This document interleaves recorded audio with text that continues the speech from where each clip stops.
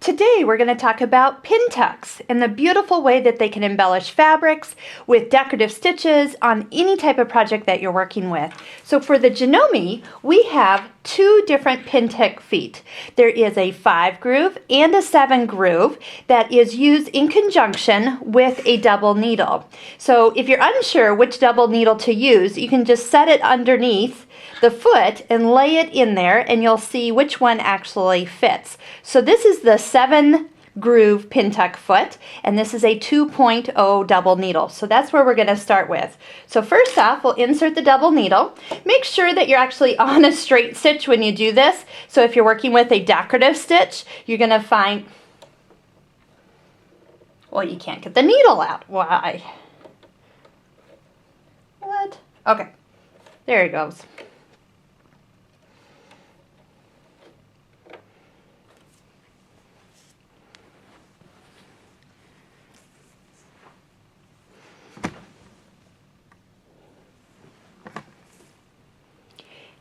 Today we're going to talk about pintucks, and with the Janome sewing machine there are 2 pintuck feet that will give you those accent little ridges that you can put on most fabrics. And with that we're going to show you how to use the feet in conjunction with the double needle and how do you go about picking for that particular setup. So first off, there is a there is a 7 groove and a 5 groove pintuck foot. And with that, you'll need to match up the correct double needle. And by laying it in the groove, you'll notice which one actually fits the best. So this is the 7 groove pintuck foot that we're going to put on, and we'll match it up with a 2.0 double needle.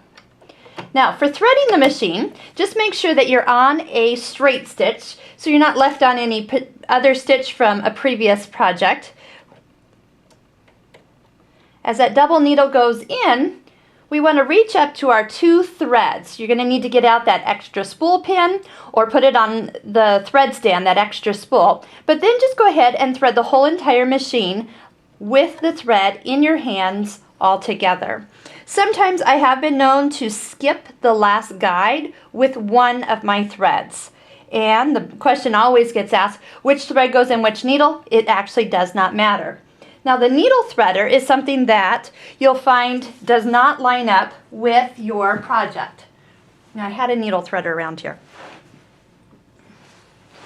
Now you'll notice that your needle threader is not going to line up with either of the needles because they're offset. So use the handheld needle threader that we have featured on previous videos. Love it. It's available on our website. It's just going to push it through and bring us a loop that we can pull out. Just slide it down, push it in. If you have trouble reaching for that, there is a little hook that will draw that right on through. I am going to use that last guide so it makes it a little easier for the needle threader to get close to it. And slide it down, push it in the opening, and pull it through to the back.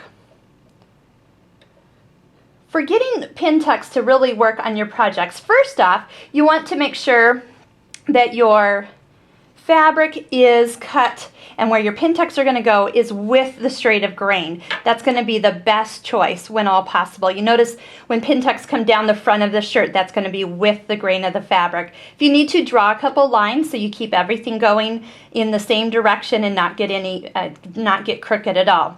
Notice too, you're using a single layer because you're going to want those tucks to draw up as you sew. So as we start, all you need to do is stitch along.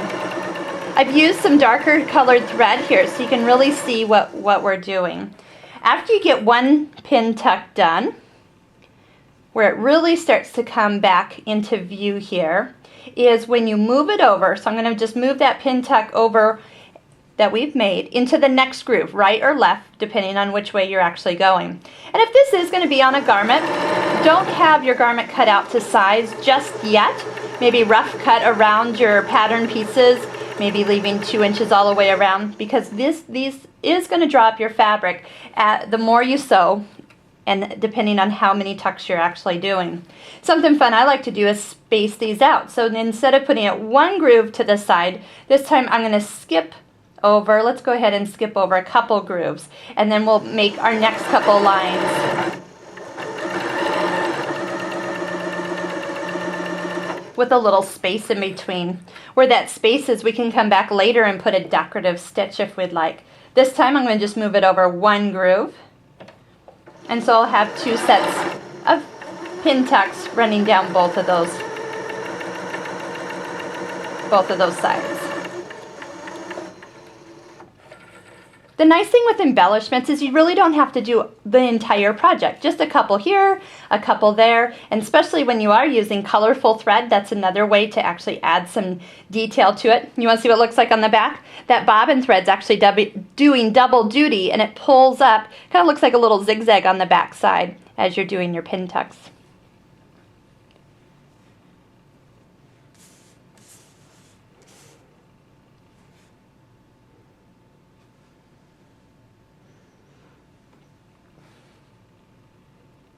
So pin tuck feet are available on our website. Check it out and check out our other videos that you'll find on our YouTube channel.